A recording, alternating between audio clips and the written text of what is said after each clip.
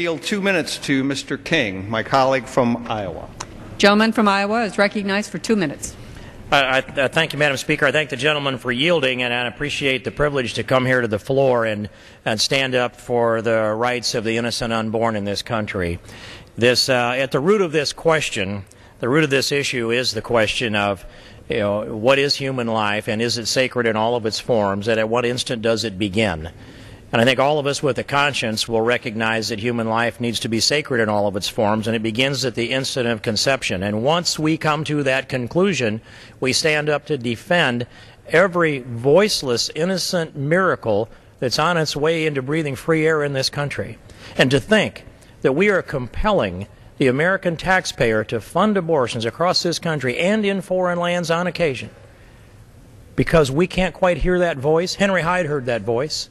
And we're standing up with and for Henry Hyde. I so much appreciate him and Chris Smith, who is the principal author of the underlying legislation. I rise in support of this rule, Madam Speaker, and I rise in support of the innocent unborn. The conscience of America must be heard in this debate today on this rule and on the underlying bill. The voice of the voiceless need to be heard. That those people who were not heard in this life, we will hear from in the next, as Henry Hyde so eloquently said.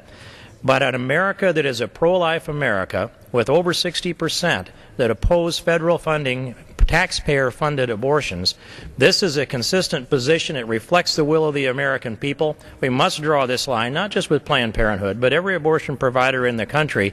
If they can't make it in the market on their own, we have no business subsidizing them without regard to the impact on our overall economy. Madam Speaker, I'm pleased and proud to be here today to take this stand, and I'm pleased and proud of the entire pro-life caucus that's here in the United States Congress, both Democrats and Republicans alike, who have done so much over the years to bring us to this point of consensus. And this is a consensus that will be reflected on this vote on the rule and on the vote in the underlying bill, a consensus of the American people with a resounding support for this rule and the underlying bill. Thank you, Madam Speaker, and I yield back.